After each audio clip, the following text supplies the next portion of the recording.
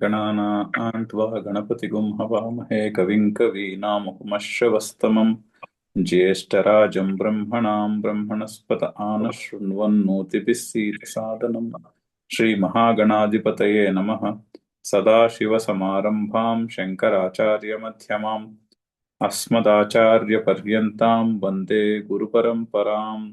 श्रुतिस्मृतिपुराणानाम् आलयं करुणालयम् नमामि भगवत्पादशङ्करं लोकशङ्करं। नारायणं नमस्कृत्य नरं चैव नरोत्तमं देवीं सरस्वतीं व्यासं ततो जयमुदीरयेत्।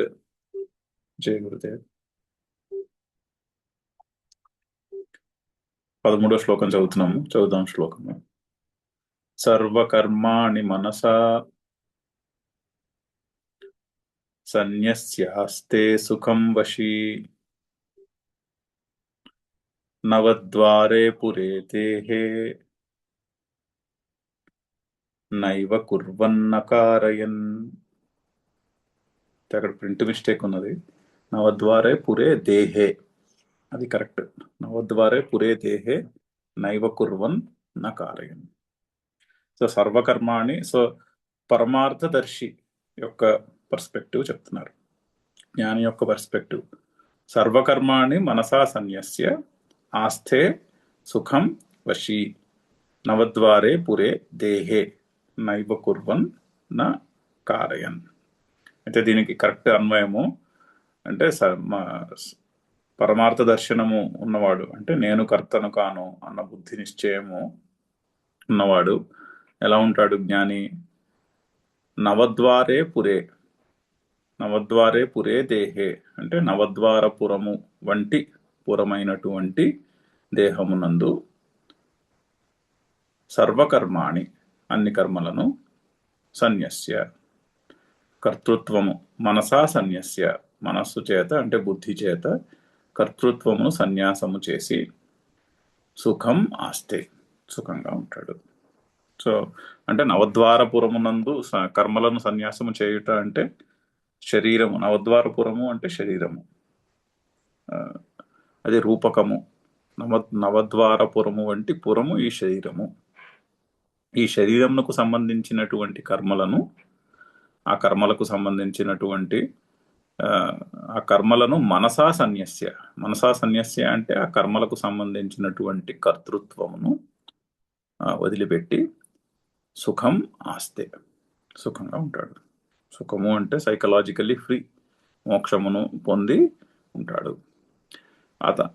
అటువంటి జ్ఞానికే ఒక విశేషణం చెప్తున్నారు, వశీ అని.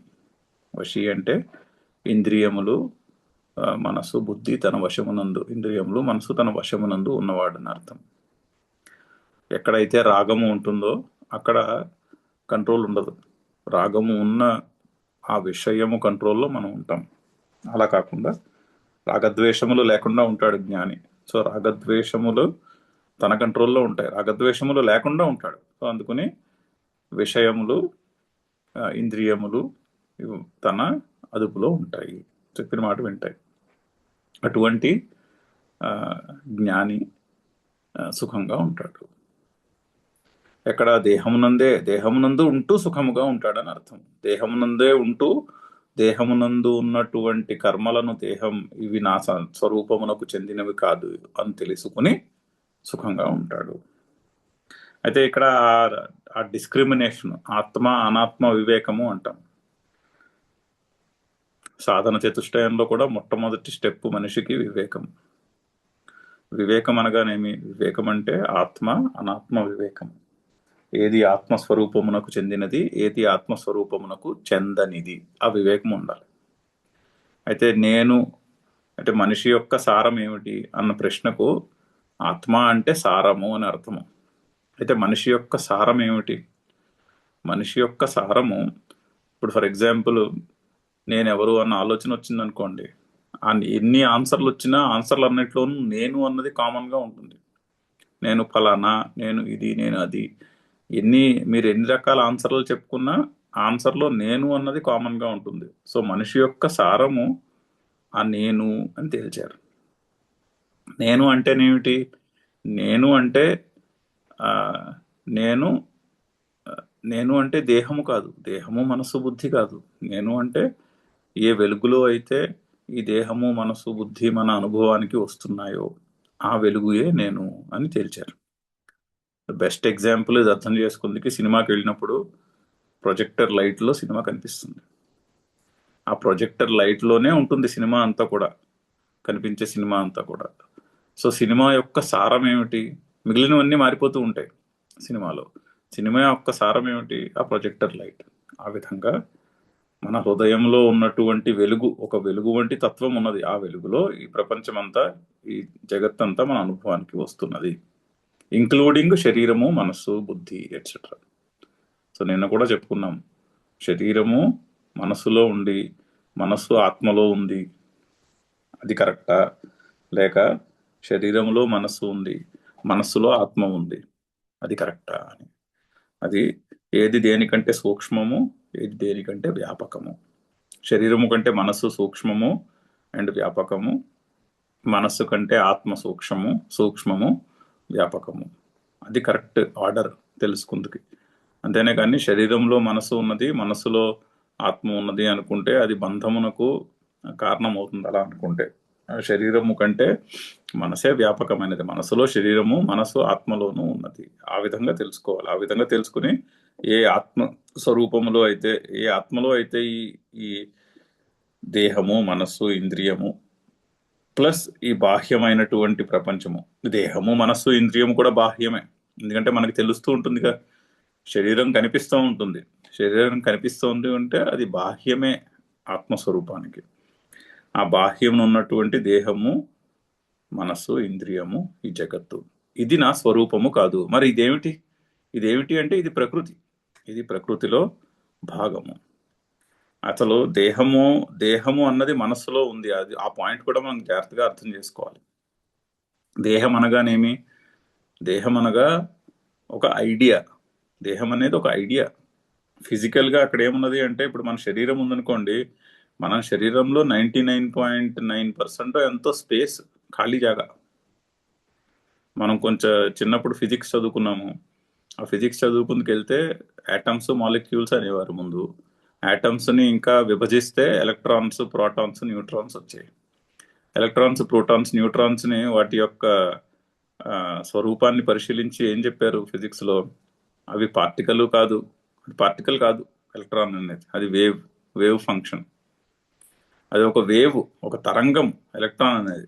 ఎలక్ట్రాన్ అనేది ఒక పార్టికల్ కాదు. అయితే ఎలక్ట్రాన్ ప్రోటాన్ న్యూట్రాన్ పార్టికల్స్ కాదు, అవి తరంగములు అని తేల్చారు.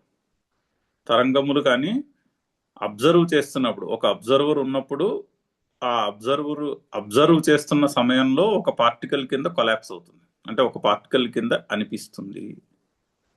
దాన్ని వేవ్ పార్టికల్ డ్యువాలిటీ అని చిన్నప్పుడు ఫిజిక్స్ లో చెప్పారు. సో అయితే ఏం తేలింది? సరే ఆ డ్యువాలిటీ అలా పక్కన పెట్టండి. ఏం తేలింది అంటే, ఈ ఎలక్ట్రాన్ ప్రోటాన్ న్యూట్రాన్ దానితో చేయబడినటువంటి యాటములు కలిసి కలవగా వచ్చిన మాలిక్యూల్, వీటన్నిటిలోనూ కూడా ఉన్నది స్పేస్. 99.99% స్పేస్. అప్పుడు మీ శరీరము ఆ యాటమ్స్ మాలిక్యూల్స్ తోనే కదా ఈ శరీరం తయారు చేయబడినది. ఈ బోను, ఈ చర్మము, ఆ మాంసము, అదంతా కూడా మసిల్, అదంతా ఎలా తయారు చేయబడింది? యాటమ్స్ మాలిక్యూల్స్ తోనే తయారు చేయబడింది. Atoms molecules 99.99% space. మ్యాటర్ అనేది చాలా తక్కువ. మ్యాటర్ అనేది ఏమైనా ఉంటే అది చాలా తక్కువ. మరి మనకి ఫిజికల్ మ్యాటర్లా అనిపిస్తున్నది ఇది. చూసారా ఎంత గమ్మత్తైన విషయము? మనకి చెయ్యి పట్టుకుంటే గట్టిగా, మీరు చేతిని ఇప్పుడు తదిమి చూసుకుంటే చేతిలో మీ మీ బోన్ గట్టిగా తగులుతూ ఉంటుంది, కానీ అక్కడ ఉన్నదంతా స్పేస్ అని ఫిజిక్స్ చెప్తాను. 99.99% స్పేస్ అని ఫిజిక్స్ చెప్తాను. మరి ఈ శరీరం ఏమిటి? ఈ శరీరము ఒక ఐడియా. It's an idea. ఎలా వచ్చింది ఐడియా అంటే, మన ఇంద్రియానికి, మన త్వగింద్రియానికి ఒక ఒక పర్టికులర్ కైండ్ ఆఫ్ సెన్సేషన్ని క్యాప్చర్ చేసే కేపబిలిటీ ఉంది. మన కంటికి ఒక పర్టికులర్ ఫ్రీక్వెన్సీలో ఉన్నటువంటి రూపాలని చూసే కేపబిలిటీ ఉంది. మన ముక్కుకి ఒక పర్టికులర్ కేటగిరీ ఇలా ఉండేటట్టు ఒక ఒక రేంజ్లో, ఒక స్పెక్ట్రంలో ఉండేటటువంటి వాసనని పసిగట్టే కేపబిలిటీ ఉన్నది. మన చెవికి కూడా అంతే, ఒక పర్టికులర్ ఫ్రీక్వెన్సీలో ఉన్న సౌండే వినిపిస్తుంది. మనకి వినిపించిన సౌండ్ మన ఇంట్లో పెంపుడు కుక్క ఉంటే దానికి వినిపిస్తుంది, మనకు వినిపించదు ఆ సౌండ్, దానికి వినిపిస్తుంది. ఎక్కడో దూరంగా ఉన్న సౌండ్కి చెవులు ఇలా నిటారుగా చేసుకుని చూస్తుంది, వింటుంది. మనకు వినిపించదు, మనకి మన మన ప్రపంచంలో ఆ సౌండ్ లేదు, దాని ప్రపంచంలో ఉంది. సో మనకు ఒక ఒక స్పెక్ట్రంలో ఉన్న సౌండే వినిపిస్తుంది. ఈ విధంగా చూస్తే మరి పంచభూతములు, దానికి సంబంధించినటువంటి పంచ ఇంద్రియములతోనూ మనస్సుతోనూ ఈ శరీరము అని గ్రహిస్తున్నాం. ఇంద్రియములతో గ్రహించేది ఆయా ఇంద్రియముల యొక్క కేపబిలిటీ, ఒక స్పెక్ట్రమ్ ఆఫ్ కేపబిలిటీలో ఉన్నదే అనుభవానికి వస్తుంది. మరి ఉన్నదేమిటి? శరీరము మనకి కనిపిస్తున్నదే, కానీ ఉన్నదేమిటో తెలియదు మనకి. ఉన్నదాని యొక్క యాక్చువల్ స్వరూపం ఏమిటి అన్నది ఇంద్రియముల ద్వారా తెలియదు. ఇంద్రియముల ద్వారా మనకి, ఎందుకంటే మన ఇంద్రియానికి కొంతవరకే కనిపిస్తుంది. మనకి కనిపించేది వేరు, ఇంకో పశువుకో జంతువుకో కనిపించేది వేరుగా ఉంటుంది. ఒకటే ఆబ్జెక్ట్, రెండు సేమ్గా ఉంటాయని చెప్పలేం మనం. సైన్స్ కాస్త పరిశీలించి మన కంటికి బ్రెయిన్ సెల్స్కి ఉన్న కేపబిలిటీ, ఆ పశువుకి ఉన్నటువంటి కళ్ళు బ్రెయిన్ సెల్స్ యొక్క కేపబిలిటీ రెండు ఈక్వల్ అని తేలిస్తే సైంటిఫిక్గా, అప్పుడు మనకి కనిపించినట్టే ఆ పశువుకు కూడా కనిపిస్తుంది. లేదా కనిపిస్తుందో లేదో మనకు తెలియదు. సో ఆ విధంగా ఆలోచిస్తే జాగ్రత్తగా, ఈ శరీరము ఒక idea. The body is nothing but an idea based on perceptions of the cognitive capability of the combination of sense organs and the brain and the mind.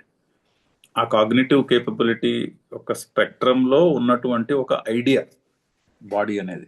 అంతేనే కదా, బాడీ అనేది వాస్తవం అని చెప్పలేము. ఉన్నదేదో ఉన్నది, ప్రకృతిలో ఉన్నదేదో ఉన్నది, ఆ ప్రకృతిలో ఉన్నది, ఆ ఫిజికల్ వరల్డ్, ఆ మ్యాటర్ ఉన్నదేదో ఉన్నది, కానీ దాని స్వరూపం ఏంటో మనకి తెలియదు. ఆ స్వరూపం ఇది అని ఒక ఐడియా అయితే మనకు ఉంటుంది. మన ఇంద్రియము మనస్సు యొక్క కెపాసిటీని బట్టి, కెపాసిటీ అంటే అందరిది సిమిలర్గా ఉంటుంది. నేను ఇండివిజువల్ మనిషి యొక్క కెపాసిటీ గురించి చెప్పట్లేదు. అందరికీ ఉన్నటువంటి ఒక సామాన్యమైనటువంటి ఎక్స్పీరియన్స్ ఒకటి ఉన్నది ఇక్కడ. అందరి కళ్ళు, చెవులు, ముక్కు ఇవన్నీ ఒక సిమిలర్ రేంజ్లో పనిచేస్తాయి, రేంజ్ ఆఫ్ కేపబిలిటీలో పనిచేస్తాయి. ఒక యూనివర్సాలిటీ ఉంది ఆ కేపబిలిటీలో. దాని ప్రకారంగా ఒక ఐడియా ఉంది, అది బాడీ అయింది. ఇప్పుడు ఫ్యాంటమ్ లిమ్ అంటారు. ఎవరికైనా ఒక కాలు చెయ్యో యాంప్యూటేట్ చేస్తారనుకోండి, తీసేసారనుకోండి, ఆపరేషన్ చేసి తీసేసిన తర్వాత కూడా వాళ్ళకి ఆ అవయవము అక్కడే ఉన్నట్టు అనిపిస్తుంది. దాన్ని ఫ్యాంటమ్ లింబ్ అంటారు. సో ఏమైంది మరి, అక్కడ లేదు లింబు, కానీ లింబు ఉందన్న ఐడియా అయితే మిగిలిపోతుంది ఆ మనసులో ఇంకా చాలా రోజులు. సో బాడీ అనేది ఒక ఐడియా. సో బాడీ ఎక్కడుంది? బాడీ మనసులో ఉంది. అందుకని, ఎందుకంటే ఎసెన్షియలీ బాడీ ఒక ఐడియా. బాడీ యథార్థమైన స్వరూపం ఏమీ కాదు శరీరం, అదొక ఐడియా. అందుకని శరీరము మనస్సులో ఉన్నది. మరి మనసు ఎక్కడ ఉంది? నా మనసు పనిచేస్తుందని తెలుస్తోంది, మీకు తెలుస్తుందిగా. నా మనసు పనిచేస్తోంది, నాకు ఈరోజు సుఖంగా అనిపిస్తోంది, నాకు ఈరోజు దుఃఖంగా అనిపిస్తోంది అని మనకి తెలుస్తూనే ఉంటుంది కదా. ఈరోజు నా మనసు బాగాలేదంటాం. ఎలా అంటాం మరి? ఎలా అంటామంటే మనసు బాగాలేదని తెలుస్తోంది. ఎలా తెలుస్తోందంటే ఆ మనసు ఒక వెలుగులో ఉంది, ఆ వెలుగులో ఉన్నది ఈ మనసు. ప్లస్ తెలుసుకునే వాడికంటే భిన్నముగా ఉన్నది. నాకంటే భిన్నమైతేనే నేను తెలుసుకోగలుగుతానండి. నేనే అది అయితే నేను తెలుసుకోలేను. ఇప్పుడు నేనే శరీరం అనుకోండి, శరీరం ఉందని తెలుసుకోలేను నేను అసలు. శరీరం ఉంది అని తెలుసుకుంటే నేను శరీరం కంటే భిన్నమై ఉండాలి, అప్పుడే తెలుసుకోగలుగుతాను, లేదా తెలుసుకోలేను. ఈ హోప్ఫుల్లీ ఈ అనాలిసిస్ అర్థమవుతుందని అనుకుంటున్నాను. సో నెట్ ఇక్కడ ఆత్మ ఏమిటి, అనాత్మ ఏమిటి అన్న విచారం ఒకటి ఉన్నది దీనికి మౌలికముగా. శంకర్ల నిర్వాణ షట్కంలో మొదటి శ్లోకం అదే కదా, మనోబుద్ధి అహంకార చిత్తాన్ని నా అహం. మనసు, బుద్ధి, చిత్తము, అహంకారము, ఈ శరీరము ఇది నేను కాదు, నా అహం. నేను కాదు, నా స్వరూపము కాదు. శివోహం శివోహం, శివ అహం అంటే ఆ మంగళ స్వరూపము నేను. మంగళ స్వరూపము అంటే అక్కడ ఆయన ఆత్మ చైతన్యమునకు శివ అని పిలుస్తున్నారు. శివ అంటే అక్కడ ఆత్మ చైతన్యము అని అర్థం. ఆత్మ మంగళ స్వరూపమైనటువంటి ఆత్మ చైతన్యము నేను, అంటే ఆ వెలుగు నేను అని.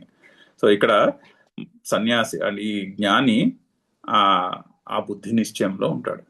అందుకని నవద్వారే పురే దేహే, నవద్వారపురమైన పురము వంటి పురమైనటువంటి ఈ దేహమునందు, అంటే ఆ దేహమునకు సంబంధించినటువంటి సర్వకర్మాణి కర్మలను అవి దేహమునకు సంబంధించినవిగా గుర్తించి, సో కర్మలు ఎక్కడున్నాయి?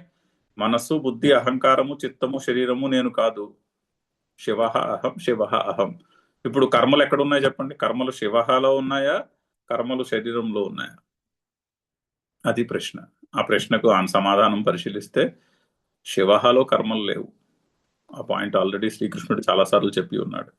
ఆ ఆత్మస్వరూపంలో ఉండవు కర్మలు. కర్మలు దేహంలో, దేహానికి దేహము ఈ జగత్తుకి సంబంధించినవి కర్మలు, కర్మఫలములు. సో ఈ కర్మలు, కర్మఫలములు దేహమునకు సంబంధించినవి కావు. సారీ, ఆత్మకు సంబంధించినవి, నా ఆత్మస్వరూపమునకు సంబంధించినవి కావు. ఇవి దేహము, మనస్సు, ఇంద్రియము ఆ సంఘాతమునకు చెందినవి అని వాటిని మనసా సన్యసించి, వాటిలో కర్తృత్వ భావమును సన్యసించి సుఖమాస్తే, సుఖంగా ఉంటాడు. ఉండి నా కుర్వన్ నా కాలయన్, అతడు దేన్ని చేయడు, దేన్ని చేయించడు. మరి పనులు ఎలా జరుగుతాయి? పనులు ఎలా జరుగుతాయంటే అది ప్రకృతి. అది ప్రకృతి యొక్క ప్రవాహంలో పనులు జరుగుతాయి. అది ప్రకృతి. ఇప్పుడు మనం గాలి పీల్చి ఈ ఎగ్జాంపుల్ చాలాసార్లు చెప్పుకున్నాం. శ్వాస పీలుస్తూనే ఉంటాం 24/7. కానీ మనము సంకల్పించి శ్వాస పీలుస్తున్నామా? ఎప్పుడైనా బాగా జలుబు చేసి శ్వాస అందనప్పుడు సంకల్పించి గట్టిగా గాలి పీల్చే ప్రయత్నం చేస్తాము, అంతేనే కానీ 24/7 మనం ఏమీ గాలి పీల్చే సంకల్పం చేయముగా. దానంతటా అది జరుగుతుంది. మనము భోజనం చేస్తాము, భోజనం చేసిన తర్వాత భోజనము అరగాలి. అది అరగడం డైజెషన్. ఆ డైజెషన్ అనేది మనం సంకల్పిస్తే జరుగుతుంది ఏమిటి? లేదుగా. శరీరంలో యొక్క ఆరోగ్యాన్ని బట్టి జరుగుతుంది. శరీరం ఆరోగ్యంగా ఉంటే తిన్నది, ఆ జఠరాగ్ని తిన్న వస్తువుని దాన్ని డైజెస్ట్ చేసుకుంటుంది, దాన్ని అరగ తీసుకుంటుంది. అదే జఠరాగ్ని లేదనుకోండి, అంటే ఆరోగ్యం సరిగ్గా లేదనుకోండి, తిన్నది అరగదు. కానీ రెండింట్లోనూ కూడా మన ప్రమేయం ఏం లేదు. శరీరం యొక్క పరిస్థితిని బట్టి అది జరుగుతోంది. శరీరంలో ఆరోగ్యంగా ఉండి జఠరాగ్ని సరిగ్గా ఉంటే డైజెషన్ సరిగ్గా జరుగుతుంది. ఆరోగ్యం లేకుండా జఠరాగ్ని సరిగ్గా లేకపోతే తిన్నది అరగదు. రెండిట్లోనూ కూడా మన ప్రమేయము, మన సంకల్పము లేదు. అది ఆ శరీరం యొక్క స్వభావం, అది ప్రకృతి. అది ఆ ప్రకృతిలో అది అలా నడుస్తూ ఉంటుంది అని తెలుసుకుని పనులు చేస్తున్నప్పటికీ కూడా నేను చేయుటలేదు, నేను చేయించుటలేదు అనేటటువంటి దృఢమైనటువంటి బుద్ధి నిశ్చయంలో నిలదొక్కుని ఉంటాడు ఆ జ్ఞాని. అలా ఉన్నవాడు సుఖంగా ఉంటాడు అని చెప్పడం చాలా మంచి విలువైనటువంటి శ్లోకము. జాగ్రత్తగా అర్థం చేసుకోవాల్సినటువంటి శ్లోకం కూడా. అయితే ఈ ఫస్ట్ పారాగ్రాఫ్ చదివాము. ఫస్ట్ పారాగ్రాఫ్ చదివిన తర్వాత దానికి అంటే ఈ రూపకాన్ని కూడా చాలా జాగ్రత్తగా ఎక్స్ప్లెయిన్ చేశారు శంకర్లు. నవద్వారములు, శిరస్సులో ఉన్నటువంటి 9 ద్వారములు, 7 ద్వారములు, శరీరము అధోభాగంలో ఉన్నటువంటి 2 ద్వారములు కలిపితే నవద్వారములు అయినటువంటి ఈ శరీరము. అయితే ఈ పురము వంటి పురము అని ఎక్స్ప్లెయిన్ చేశారు. పురమివ పురం, నవద్వారం పురం ఉచ్యతే శరీరం పురమివ అని. పురమివ పురం, పురము వంటి పురము అని చెప్పారు. అయితే ఈ పురములో ఉన్నటువంటి ఆత్మైక స్వామికం, ఈ పురమునకు ఒకటే స్వామి, ఆత్మయే స్వామి. అంటే పురం ఉంటే పురానికి అధ్యక్షుడు ఉండాలిగా, ఒక మేయర్ ఉండాలి సిటీకి. ఈ సిటీకి మేయరు ఆత్మస్వరూపము అని చెప్పారు, ఆ వెలుగు. అయితే మరి ఇంద్రియము, మనసు, బుద్ధి ఏమిటి? పురములో అధ్యక్షుడే కాకుండా వేరే పౌరులందరూ ఉంటారు. ఆ అధ్యక్షుడు చెప్పినటువంటి మాట వింటూ, అంటే ఆ అధ్యక్షుడు ఏ విధంగా నియమిస్తే ఏ పనులలో వారిని నియమిస్తే ఆ పనుల్లో వాళ్ళు నిమగ్నమై పౌరులు ఉంటారు. అదేవిధంగా ఈ ఆత్మ అనే స్వామి ఆ ప్రభువు నియమించినటువంటి పనులలో ఈ ఇంద్రియము, మనసు, బుద్ధి ఇవన్నీ కూడా ఆయా పనులలో నిమగ్నమై ఉండి తెలుసుకునేటట్టుగా చేస్తాయి. అతనికి ఇవన్నీ అనుభవానికి వచ్చేటట్టుగా చేస్తాయి అని కూడా ఎక్స్ప్లెయిన్ చేశారు. ఆత్మైక స్వామికం తదర్థ ప్రయోజనై చ ఇంద్రియ మనోబుద్ధి విషయై అనేక ఫల విజ్ఞానస్య ఉత్పాదకై పౌరై ఇవ అధిష్ఠితం. సో నవద్వారపురము, అందులో అధ్యక్షుడు, అందులో స్వామి ఆర్ ప్రభు ఆత్మ, ఆ ఆత్మ నియమించినటువంటి పనులలో నిమగ్నమై పనులు చేసేటటువంటి ఇంద్రియము, మనస్సు, బుద్ధి అని చాలా చక్కగా రూపగాన్ని ఎక్స్ప్లెయిన్ చేసి, అటువంటి తస్మిన్ నవద్వారే పురే దేహే సర్వం కర్మ సన్యస్య ఆస్తే, సర్వకర్మలను సన్యాసము చేసి ఉంటాడు, సుఖంగా ఉంటాడు అని అర్థం చెప్పారు. అయితే అక్కడ చిన్న ప్రశ్నలు ఏమని ఎత్తారు. ప్రశ్న ఏమిటి? కిం వేశేషేణ సర్వహి దేహే సన్యాసి అసన్యాసి వా దేహే ఏవ ఆస్తే. అయితే ఈ దేహే అన్నదానికి అని అక్కడ స్పెషల్గా శ్లోకంలో దేహే అన్న పదము చెప్పడం ఎందుకు, దేహే అన్న పదము రిడెండెంట్ గా చెప్పారు అని నైయాయికుల యొక్క వాదన. ఇలాగే ఉంటుంది, లాజిషియన్స్ యొక్క వాదన. అక్కడ ఆ పదం ఎందుకు పెట్టారు, ఆ పదము అనర్థకం కదా అంటున్నారు. ఆ పదము రిడెండెంట్ మరి భగవద్గీత వంటి చాలా ప్రామినెంట్ స్మృతి గ్రంథంలో రిడెండెంట్ వాక్యాలు ఉండకూడదు, రిడెండెంట్ పదాలు ఉండకూడదు, అనవసరమైన పదాలు చెప్పకూడదు కదా శ్రీకృష్ణుడు అంటున్నా. అక్కడ తత్ర అనర్థకం విశేషణం ఇది ప్రశ్న. ఎందుకు అంటే సన్యాసి అయినా దేహంలోనే ఉంటాడు, అసన్యాసి అయినా కూడా దేహంలోనే ఉంటాడు. ప్రశ్న అది. ఎవరైనా దేహంలోనే కదండి ఉండేది. అక్కడ మళ్ళీ శ్రీకృష్ణుడు దేహే అని చెప్పాల్సిన అవసరం ఏమున్నది? అది ప్రశ్న. దానికి సమాధానం చెప్తున్నారు శంకర్లు. ఉచ్యతే, ఇది కూడా చూసాము ఒకసారి, మళ్ళీ గుర్తు చేస్తున్నాను. యహతు అజ్ఞ దేహి దేహేంద్రియ సంఘాతాత్మ మార్గదర్శి. అజ్ఞ అంటే అజ్ఞుడు, అంటే ఆత్మజ్ఞానము లేనివాడు, అనాత్మజ్ఞ ఆర్ అజ్ఞాని. అజ్ఞాని అంటే ఎవరు? అతని యొక్క డెఫినేషన్ ఏమిటి? దేహేంద్రియ సంఘాత ఆత్మమాత్రదర్శి.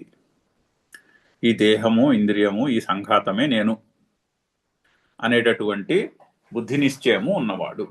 నేనేమిటి అంటే, నేను ఇగో ఉన్నాను కదా, ఈ 5.5 అడుగులు పురుషుడిని, ఏదో బ్రాహ్మణుడను, క్షత్రియుడను, ఎట్సెట్రా ఎట్సెట్రా, నల్లగా ఉంటాను, పొట్టిగా ఉంటాను, అటువంటి విశేషణాలతో ఉన్నటువంటి నేను ఏదో కొంచెం చదువుకున్నాను, చదువుకోలేదు, వాటెవర్, ఫలానా ఊళ్ళో పుట్టాను, ఫలానా తల్లిదండ్రులకు పుట్టాను, ఎట్సెట్రా ఎట్సెట్రా.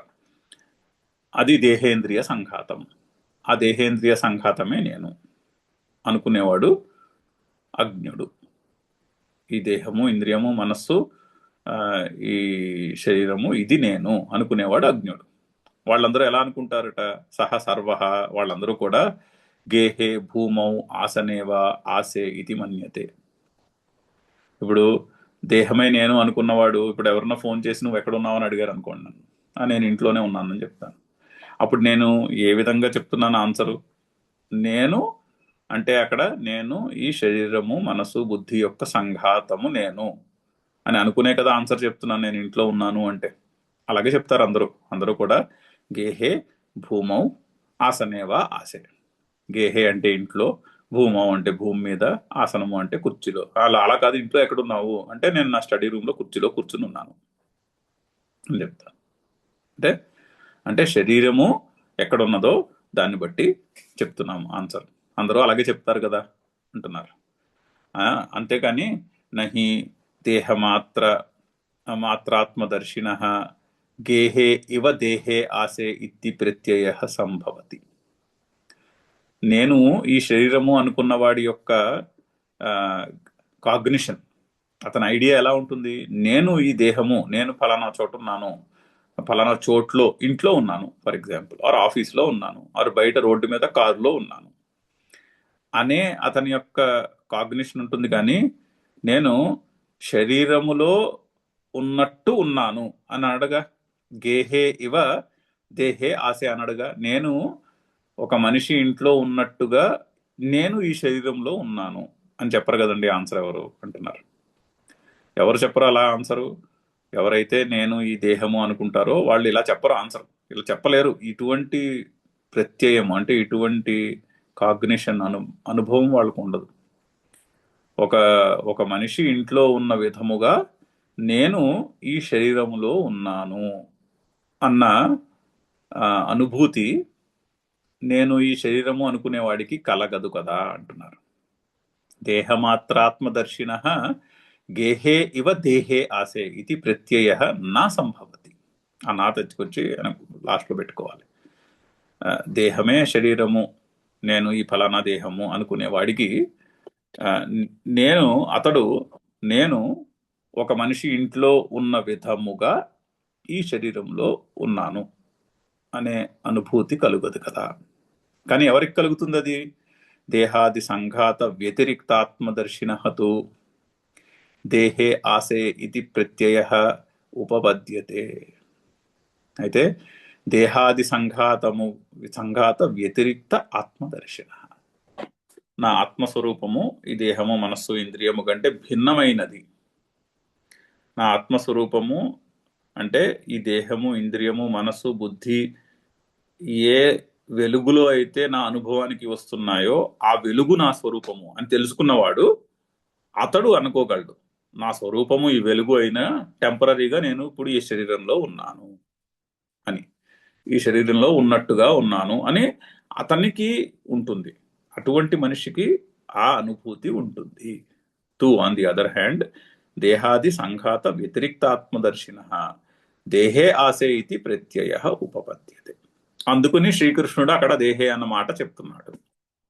ఎందుకంటే ఆ సన్యాసికి శరీరంలో ఒక వ్యక్తి ఇంట్లో ఉన్న విధముగా నేను ఈ శరీరంలో ఉన్నాను అని అసన్యాసికి అంటే అజ్ఞానికి ఉండదు ఆ అనుభూతి. కానీ జ్ఞానికి ఉంటుంది, చాలా క్లియర్గా తెలుస్తూ ఉంటుంది జ్ఞానికి. ఎందుకంటే జ్ఞానికి తన స్వరూపము ఈ శరీరము మనస్సు ఇంద్రియము కాదు అని చాలా క్లియర్గా కనిపిస్తూ ఉంటుంది. మనకి కనిపిస్తుంది, మనం ఇగ్నోర్ చేస్తాం. మనకి తెలుస్తోంది, మన అనుభవంలో కూడా మనకి శరీరం కనిపిస్తోంది కదండి. ఎదురుకుండా కనిపిస్తోంది అంటే ఏమిటి? అది నా స్వరూపము కంటే భిన్నమై ఉండాలి. నా స్వరూపము కంటే భిన్నమై ఉంటేనే ఇంద్రియంతో కనిపిస్తుంది. ఇప్పుడు చూడండి, మీరు ఉన్నారా అని ఎవరన్నా అడిగారు అనుకోండి, లెట్సే అనుకుందాం మనకి ఒళ్ళంతా తిమ్మిరి పెట్టేసింది అనుకుందాం. ఒళ్ళంతా తిమ్మిరి పెట్టేసి అయిపోయింది అనుకుందాం, ఏదో కారణం వల్ల టెంపరీగా. మీరు ఉన్నారా అని అడిగారు అనుకోండి, అప్పుడు మీరు లేరని చెప్తారు ఏమిటి? చెప్పరుగా. శరీరం అంతా తిమ్మిరి పెట్టేసి అయిపోయినా కూడా నేను ఉన్నాను అనే చెప్తాంగా. ఆ ఉన్నాను అని చెప్పడానికి ఇంద్రియంతో సంబంధం లేదు, ఇంద్రియం అక్కర్లేదు. ఇప్పుడు మనకి 5 ఇంద్రియాలు చక్కగా పనిచేస్తున్నాయి, పక్కన ఇంకో వ్యక్తి ఉన్నాడు, అతనికి ఒక ఇంద్రియం పనిచేయదు, అతనికి చూపు లేదు. నేనున్నాను అని నేను చెప్తాను, అతను కూడా నేను ఉన్నానని చెప్తాడుగా. అయితే నేనున్నానని చెప్పే నా అనుభవానికి నేనున్నాను అని అతను చెప్పే అనుభవానికి ఏమైనా తేడా ఉంటుందంటారా? నాకు 5 ఇంద్రియాలు పనిచేస్తున్నాయి, అతనికి 4 పనిచేస్తున్నాయి ఇంద్రియాలు. 4 ఇంద్రియ శక్తులే పనిచేస్తున్నాయి. సో అతని నా నేను కంటే ఏమైనా రెడ్యూస్డ్ ఉంటుంది అంటే ఉన్నాను అన్న అనుభవము 80% ఆఫ్ నా అనుభవమే ఉంటుందంటారా? అలా ఏం ఉండదుగా. ఇంకొక వ్యక్తి ఉన్నాడు, అతడు గుడ్డివాడు చెవిటివాడు కూడా, మరి అతని నేనున్నాను అన్న అనుభవము 3 ఇంద్రియాలే పనిచేస్తున్నాయి అంటే అతని ఎక్స్పీరియన్స్ 60% ఉండాలి రఫ్గా. ఐ యామ్ అన్న ఎక్స్పీరియన్స్ నాకెంత ఉందో అతని ఎక్స్పీరియన్స్ 60% ఉండాలి అందులో. అలా ఉంటుందంటారా? అలా ఉండదుగా. అతనికి కూడా నేనున్నాను అన్న పూర్తి అనుభూతి ఉంటుంది. అలాగే ఇంకొకటికి 3 ఇంద్రియాలు పనిచేయట్లేదు అనుకుందాం. హైపోథెటికల్ గా ఒక వ్యక్తి ఉన్నాడు, అతనికి ఏ ఇంద్రియము పనిచేయదు అనుకుందాం. మరి అలాంటి వ్యక్తి పాసిబులో కాదో నాకు తెలియదు అనుకుందాం హైపోథెటికల్ గా.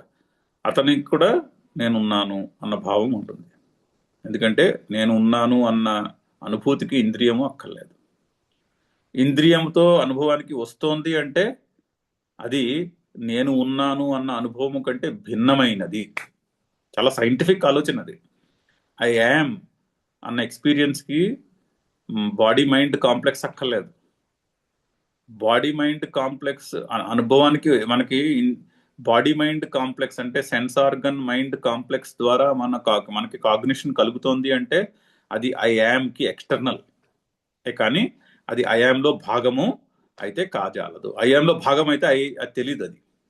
అది తెలియడానికి ఇంద్రియం అక్కర్లేదు, రాదర్ తెలిసినా కూడా. అది అలాగా అనలైజ్ చేసుకుంటే ఈ ఈ ఎవరికైతే ఈ మనస్సు, బుద్ధి, శరీరము ఇది బాహ్యము అన్న బుద్ధి నిశ్చయం ఉంటుందో అతనికి నేను ఈ దేహంలో ఉన్నాను, ప్రస్తుతానికి టెంపరీగా ఇక్కడ ఉన్నాను అనేటటువంటి అనుభూతి కలుగుతూ ఉంటుంది. నా స్వరూపం ఈ దేహము కాదు, కానీ టెంపరీగా ఐఎమ్ రెసిడెంట్ ఆఫ్ దిస్ దేహం. ఒక టెంపరీగా ఒక ఇంట్లో కొన్నాళ్ళు ఉన్నట్టు అతనికి క్లియర్గా బుద్ధిలో ఆ అనుభూతి కలుగుతూ ఉంటుంది.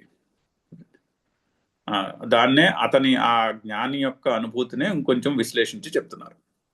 పరకర్మణాంచ పరస్మిన్ ఆత్మని అవిద్యయ అధ్యారోపితానాం. అయితే అవిద్యయ అధ్యారోపితానాం పరకర్మణాం. ఎక్కడ? పరస్మిన్ ఆత్మని అధ్యారోపితానాం పరకర్మణాం. అయితే బాహ్యముగా ఉన్నటువంటి కర్మలను, అంటే బాహ్యము అంటే ఆత్మస్వరూపమునకు బాహ్యము, నేను ఉన్నాను, అది ఆత్మస్వరూపము. ఆ నేను ఉన్నానికి బాహ్యమైనటువంటి కర్మలను అవిద్య చేత పరస్మిన్ ఆత్మని ఆ ఆత్మస్వరూపమునందు అధ్యారోపితానాం పరకర్మణ. సో కర్మలను అజ్ఞాని అధ్యారోపము చేసుకుంటాడు, కానీ జ్ఞాని ఏం చేస్తాడు? అజ్ఞాని ఎలా అధ్యారోపితం చేసుకుంటాడు? అధ్యారోపితము అంటే సూపర్ ఇంపోజిషన్. నాది కాని దాన్ని నా నెత్తి పెట్టుకోవడం అధ్యారోపితము అంటే. శరీరము నా స్వరూపము కాదు, కానీ ఈ శరీరము నేను అని అధ్యారోపణ చేసుకుని సూపర్ ఇంపోజ్ చేసుకుని కూర్చుంటాడు అజ్ఞానుడు. అయితే జ్ఞాని ఏం చేస్తాడు? విద్యయ వివేక జ్ఞానేన మనసా సన్యస్య ఉపపద్యతే. జ్ఞానికైతే విద్యయ వివేక జ్ఞానేన సన్యాస ఉపపద్యతే, మనసా సన్యాస ఉపపద్యతే. అది అజ్ఞానికి పాసిబుల్ కాదు. మనసా సన్యస్య అన్నది అజ్ఞానికి పాసిబుల్ కాదు, ఎందుకంటే అధ్యారోపితం చేసుకుని కూర్చున్నాడు. మనము కాస్త ఈ ఆత్మ అనాత్మను పరిశీలించి ఆ వివేక జ్ఞానము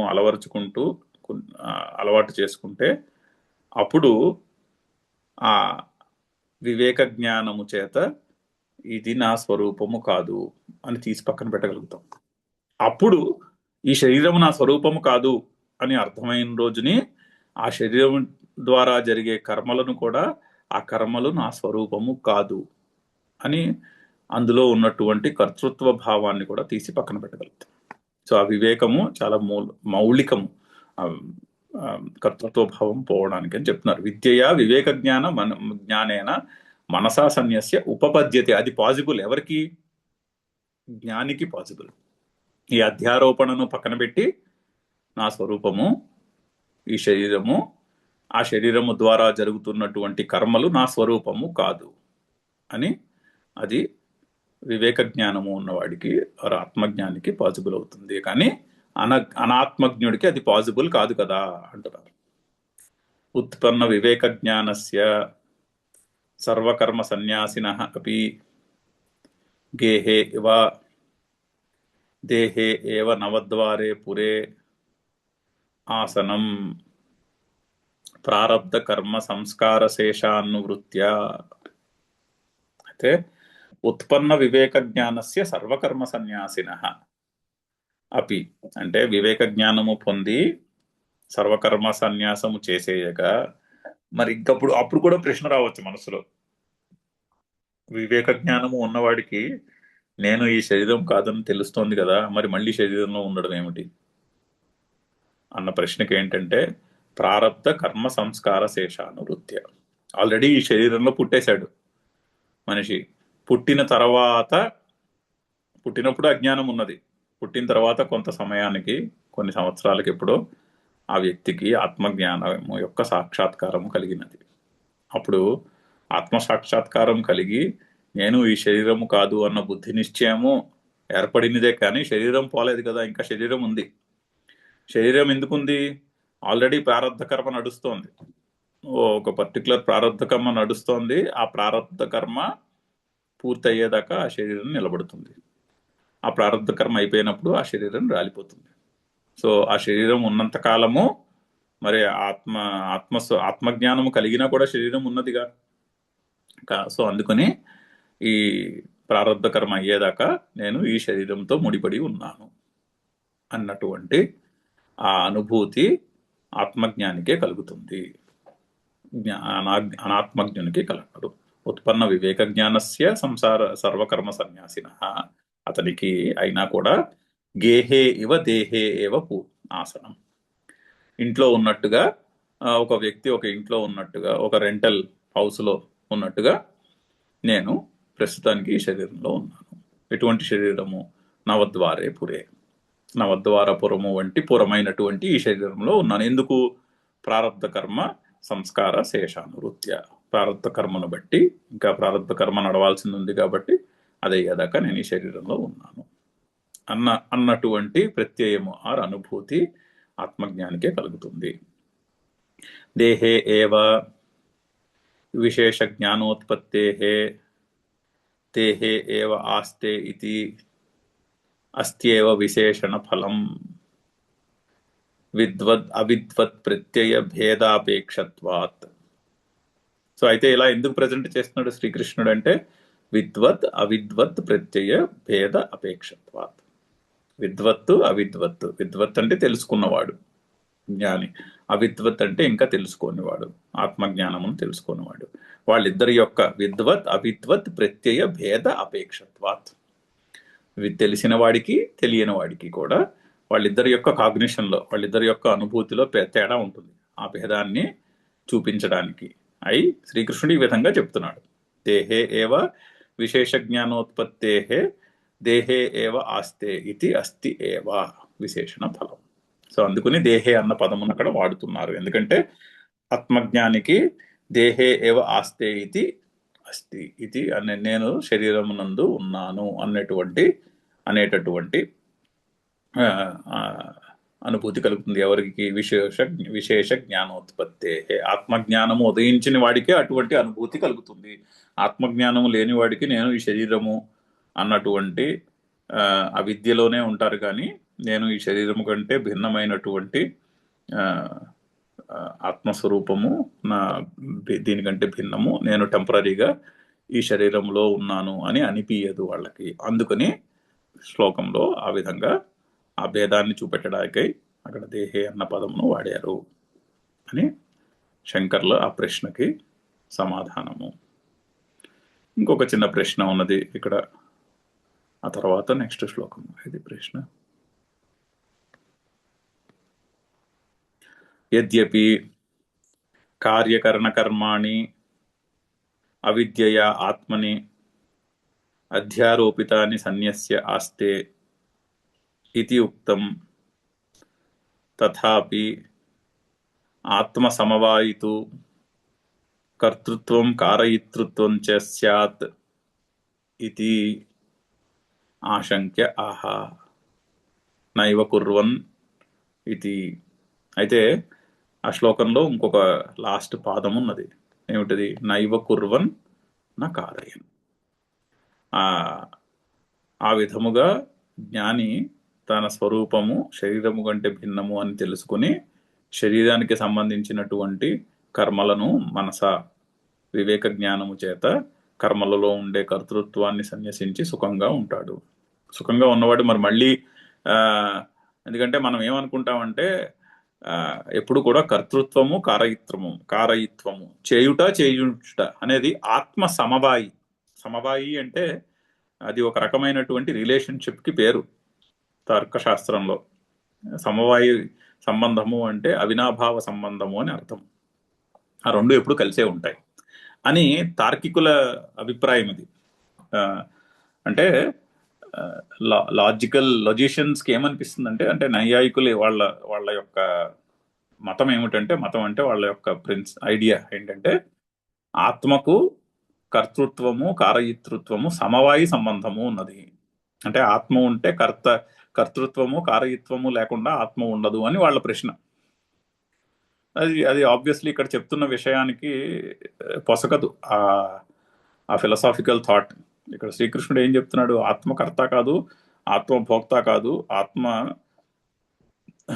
కారయిత కూడా కాదు, కర్త కాదు కారయిత కాదు, చేయదు చేయించదు అని ఇదివరకు ఆల్రెడీ చెప్పాడు. రెండో చాప్టర్లో మొట్టమొదటి 20 శ్లోకాల్లోనే చెప్పారు ఈ మాట. నహంతి నహన్యతే అని, అంటే చేయదు చేయించదు. సో అలాగే ఇక్కడ కూడా అదే మాట వస్తున్నది. ఆ ప్రశ్న మళ్ళీ లేవదెత్తుతున్నారు, ఆ ప్రశ్నకి సమాధానం ఇది మనము గురువారం నాడు చూద్దాం. ఈ ప్రశ్నకి సమాధానము చూసి నెక్స్ట్ శ్లోకానికి గురువారం నాడు వెళ్దాం. ఓం పూర్ణమద పూర్ణమిదం పూర్ణాత్ పూర్ణముదచ్యతే పూర్ణస్య పూర్ణమాదాయ పూర్ణమేవావశిష్యతే. ఓం శాంతి శాంతి శాంతి. హరి ఓం.